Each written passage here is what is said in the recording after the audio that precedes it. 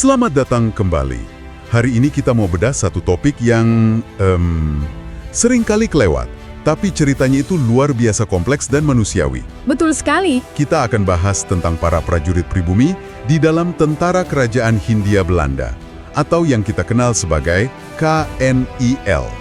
Nah, sumber-sumber yang Anda bagikan ini, ini membuka dunia yang sangat beda. Misi kita kali ini tuh bukan cuma ngelihat KNIL sebagai mesin perang kolonial aja kan? Bukan sekedar itu. Tapi lebih sebagai apa ya? Sebuah ekosistem sosial. Tempat di mana para prajurit dari berbagai latar belakang, terutama dari Nusantara, hidup di persimpangan budaya gitu, Eropa dan lokal. Ini kisah soal loyalitas, konflik batin, dan identitas yang terbelah. Baiklah, mari kita bongkar sama-sama. Dan ini pembahasan yang penting banget loh, soalnya KNIL itu kan tulang punggung kekuasaan Belanda di Hindia Belanda selama lebih dari 1 abad. Dari 1814 sampai 1950. Yang menarik di sini adalah mereka tuh bukan sekedar alat kekuasaan. Mereka itu pelaku sekaligus saksi dari berbagai peristiwa besar yang membentuk Indonesia. Jadi dengan memahami mereka, Anda sebenarnya lagi lihat sisi paling rumit dari zaman kolonial, di mana garis antara penjajah dan yang dijajah itu seringkali jadi kabur banget. Sangat kabur ya. Bahkan mungkin di dalam diri satu prajurit itu sendiri. Tepat. Oke, kita mulai dari awal berdirinya. KNIL ini kan dibentuk resmi 28 Agustus 1814. Tepat setelah Belanda ambil alih Hindia lagi dari Inggris. Awalnya mereka ini cuma kayak cabang tentara Belanda di Eropa. Betul, semacam perpanjangan tangan saja. Tapi nggak lama, sejak 1820-an, statusnya berubah. Jadi kekuatan militer yang terpisah, langsung di bawah Kementerian Koloni. Dan disinilah kita nemu salah satu fakta yang paling mengejutkan dari sumber kita. Soal rekrutmennya itu ya? Iya, ternyata merekrut orang Eropa buat tugas di Hindia Belanda itu susahnya minta ampun. Tentu saja. Coba bayangkan dari sudut pandang orang Eropa abad ke-19. Hindia Belanda itu kan jauh, asing, dan punya reputasi sebagai kuburan orang Eropa. Karena penyakit tropis, malaria, disentri. Oh iya ya. Ditambah lagi risiko perang terus-menerus di pedalaman, ini bukan tawaran karir yang menarik lah buat kebanyakan orang. Pemerintah kolonial sadar kalau cuma andalkan orang Eropa, kekuatan mereka terbatas dan biayanya mahal banget. Jadi solusinya pragmatis banget ya. Mereka buka pintu rekrutmen buat siapa saja. Hasilnya, KNIN ini jadi kayak legion asingnya Asia Tenggara. Prajuritnya dari mana-mana. Tentu ada orang Belanda. Tapi sumber kita catat jumlah orang Jerman, Belgia, Swiss juga banyak sekali. Tapi yang benar-benar bikin saya kaget itu jangkauannya yang lebih jauh lagi. Ada orang Amerika bahkan, prajurit dari Afrika Barat. Nah, ini dia. Ada detail yang spesifik banget. Antara 1831 sampai 1872, KNIL merekrut lebih dari 3.000 prajurit dari wilayah yang sekarang jadi Ghana dan Burkina Faso. Dan mereka ini kemudian dikenal dengan sebutan Belanda Hitam. Perjalanannya luar biasa itu, direkrut di Afrika Barat, dibawa ke Nusantara untuk menegakkan kekuasaan Belanda. Ini menunjukkan strategi kolonial yang sangat efisien. Tapi meskipun ada legiun asing dari berbagai bangsa ini, jangan salah, kekuatan utama dan tulang punggung KNIL sesungguhnya tetap dari Nusantara. Jadi pribumi tetap yang utama? Tetap. Terutama prajurit dari Maluku yang dari zaman VOC sudah dikenal loyal dan jago bertempur, plus prajurit dari Jawa. Merekalah komponen paling vital. Ini strategi klasik, pakai satu kelompok lokal untuk mengendalikan kelompok lain. Lebih murah, lebih adaptif?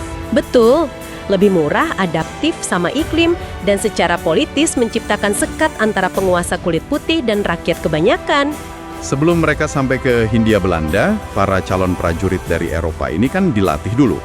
Dan saya nemu satu bagian di sumber kita yang mencengangkan. Soal pusat pelatihan mereka di kota Harderwijk, Belanda. Kenapa tempat ini sampai dijuluki lubang pembuangan Eropa? Apa yang sebenarnya terjadi di sana? Julukan itu benar-benar menggambarkan realitasnya loh. Dari tahun 1814 sampai 1909, semua calon prajurit KNIL dari Eropa dikumpulin di depo kolonial Harderwijk. Anda harus paham, yang daftar jadi prajurit kolonial ini seringkali bukan kalangan elit.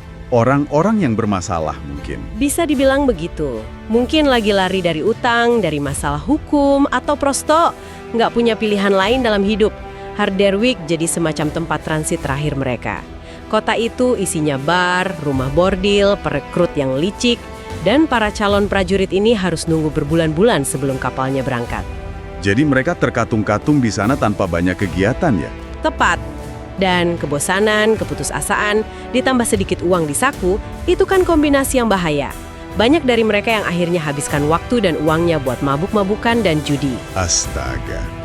Reputasi Harderwijk begitu buruk sampai ada ungkapan di Belanda kalau seseorang dibuang ke Harderwijk, artinya orang itu udah nggak punya masa depan. Jadi ini awal karir militer yang sama sekali nggak glamor ya? Jauh dari glamor. Ini awal yang penuh keputusasaan, yang membentuk mentalitas mereka bahkan sebelum mereka injak medan perang. Baru setelah 1909, pusatnya pindah ke Nijmegen. Mungkin buat bersihin citra buruk itu ya. Dan dunia yang berbeda di Hindia Belanda itu ternyata nggak kalah beratnya. Begitu mereka tiba, apa yang mereka hadapi setiap hari? Sumber kita gambarin tugas mereka beragam banget. Jaga benteng, patroli di daerah terpencil, amankan jalur dagang, sampai numpas perlawanan lokal. Di tengah kehidupan keras ini, muncul istilah-istilah unik. Para prajurit Eropa ini sering disebut Jan Fusilier.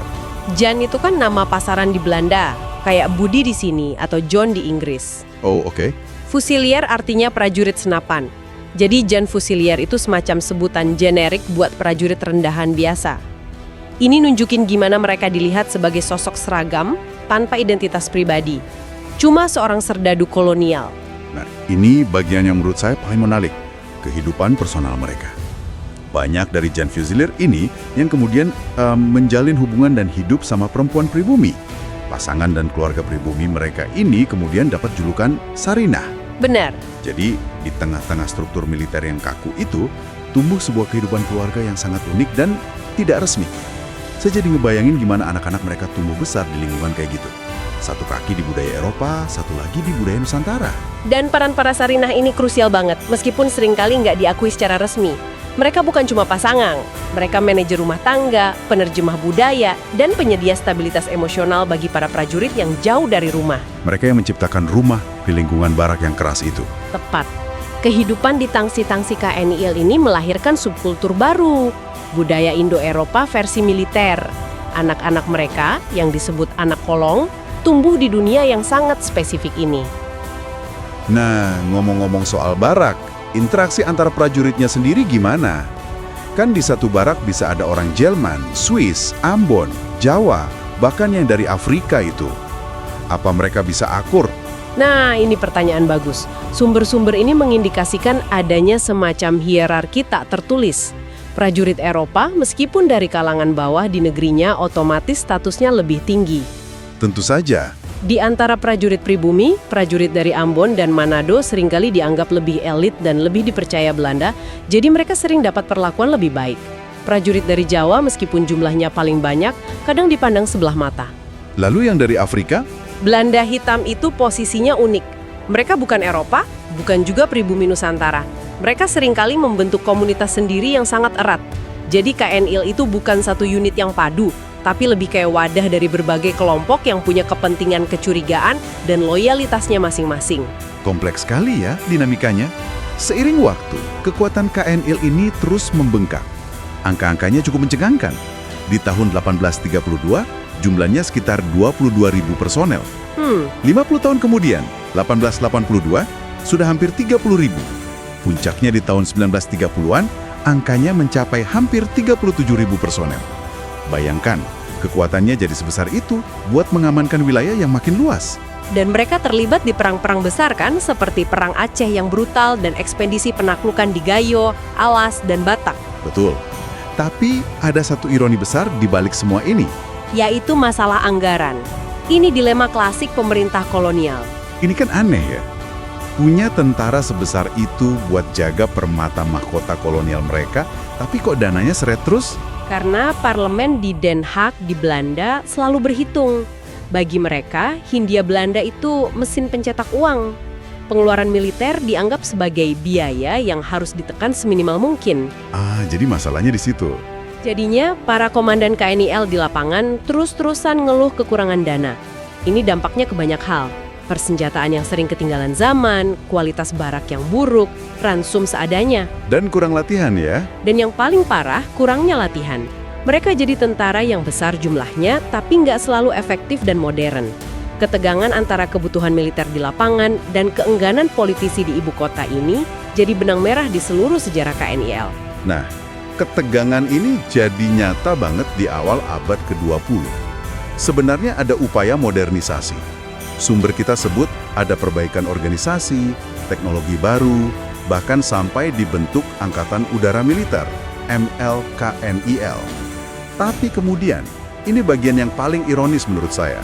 Setelah Perang Dunia I selesai tahun 1918, anggarannya justru dipotong besar-besaran. Justru gitu. Kenapa justru setelah mereka mulai modern, pendanaannya dihentikan? Kalau kita lihat konteks globalnya, ini masuk akal dari sudut pandang mereka saat itu. Perang Dunia I kan disebut perang yang akan mengakhiri semua perang. Ada gelombang optimisme dan pasifisme di Eropa. Oh, oke. Jadi mereka merasa ancaman sudah berakhir. Betul. Banyak negara motong anggaran pertahanan mereka, Belanda ikut tren ini. Mereka pikir, buat apa habiskan banyak uang untuk tentara di Hindia Belanda kalau dunia sudah damai? Akibatnya, kemampuan tempur KNIL yang baru mulai menanjak itu langsung anjlok lagi. Pesawat-pesawat baru dibiarkan kurang terawat. Latihan skala besar dihentikan, mereka kembali jadi macan kertas. Titik baliknya baru datang tahun 1936 ya, ketika awan perang mulai kumpul lagi di seluruh dunia. Ada kebangkitan fasisme di Eropa dan militerisme Jepang di Asia. Baru saat itulah pemerintah Belanda panik dan mulai gelontorkan dana lagi untuk memperkuat KNIL. Tapi kayaknya semua sudah terlambat ya. Terlambat sekali. Membangun kekuatan militer yang modern dan efektif itu butuh waktu bertahun-tahun, nggak bisa dalam semalam. Jadi ketika Jepang benar-benar invasi Hindia Belanda awal 1942, KNIL yang diperkuat secara terburu-buru ini, ya nggak ada apa-apanya. Kalah telak. Kalah telak hanya dalam beberapa minggu. Ini bukan sekedar kekalahan militer. Ini runtuhnya sebuah mitos yang dibangun lebih dari 100 tahun. Mitos superioritas Eropa. Kejatuhan KNIL adalah simbol dari kejatuhan seluruh imperium kolonial Belanda di Asia. Setelah Perang Dunia II usai, ternyata cerita KNIL belum berakhir. Mereka dibentuk kembali dan justru masuk ke babak yang mungkin paling tragis dalam sejarah mereka. Betul. Mereka harus berhadapan langsung dengan para pejuang kemerdekaan Indonesia antara 1945 sampai 1949. Ini posisi yang luar biasa sulit kan?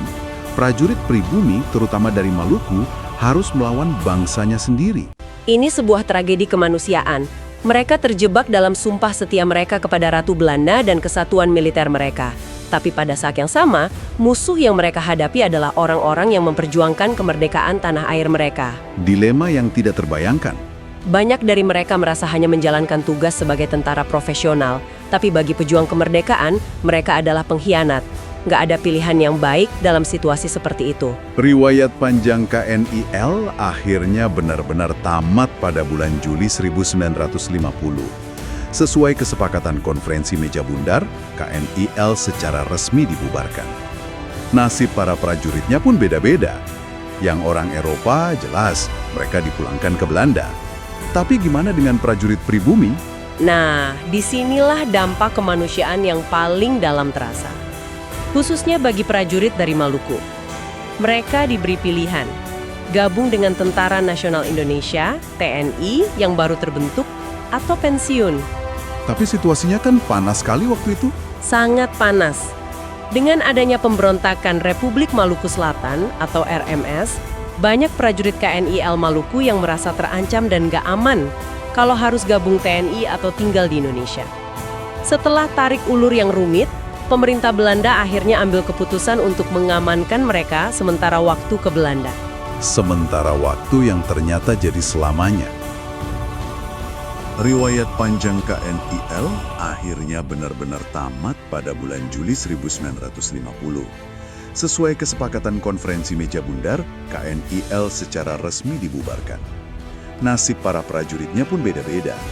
Yang orang Eropa jelas mereka dipulangkan ke Belanda. Tapi gimana dengan prajurit pribumi? Nah, disinilah dampak kemanusiaan yang paling dalam terasa. Khususnya bagi prajurit dari Maluku. Mereka diberi pilihan, gabung dengan Tentara Nasional Indonesia, TNI, yang baru terbentuk, atau pensiun. Tapi situasinya kan panas sekali waktu itu. Sangat panas. Dengan adanya pemberontakan Republik Maluku Selatan atau RMS, banyak prajurit KNI Maluku yang merasa terancam dan gak aman kalau harus gabung TNI atau tinggal di Indonesia. Setelah tarik ulur yang rumit, pemerintah Belanda akhirnya ambil keputusan untuk mengamankan mereka sementara waktu ke Belanda. Sementara waktu yang ternyata jadi selamanya. Pada tahun 1951, sekitar 12.500 orang terdiri dari prajurit Maluku beserta keluarga mereka mulai tiba dengan kapal di pelabuhan Belanda. Wow. Mereka dijanjikan ini hanya solusi sementara sampai situasi di Indonesia aman. Kenyataannya, mereka tidak pernah bisa kembali. Mereka memulai hidup baru di negeri yang sangat asing, iklim dingin, budaya beda, dan ditempatkan di kamp-kamp pengungsian. Di camp? Iya, beberapa di antaranya adalah bekas kamp konsentrasi Nazi seperti di Westerbork. Ini adalah awal yang traumatis bagi sebuah komunitas diaspora yang lahir dari reruntuhan sejarah kolonial. Ini menimbulkan pertanyaan mendasar soal identitas. Mereka bawa warisan yang terbelah. Di satu sisi, loyalitas turun-temurun ke kerajaan Belanda. Di sisi lain, akar budaya mereka tertanam kuat di Maluku. Benar, sebuah komunitas yang lahir dari janji yang tak ditepati dan loyalitas yang kompleks. Mereka bukan orang Belanda, tapi juga tidak bisa kembali menjadi orang Indonesia pada saat itu. Mereka jadi komunitas yang terkatung-katung di antara dua dunia. Sebuah warisan hidup dari kompleksitas sejarah kolonial yang kita bahas hari ini. Jadi, apa artinya semua ini bagi Anda? Setelah menelusuri perjalanan panjang ini, terlihat jelas bahwa KNI itu jauh lebih dari sekedar tentara kolonial. Ia adalah sebuah institusi multikultural yang rumit, penuh ironi dan kisah-kisah manusiawi. Tepat. Dari rekrutmen prajurit di desa-desa di Jawa dan Maluku, bahkan sampai ke pesisir Afrika Barat, lalu kehidupan unik sebagai Jan Fuselier, bersama keluarga Sarinah mereka di Tangsi-Tangsi, hingga nasib akhir mereka yang tragis menjadi sebuah komunitas diaspora di Belanda.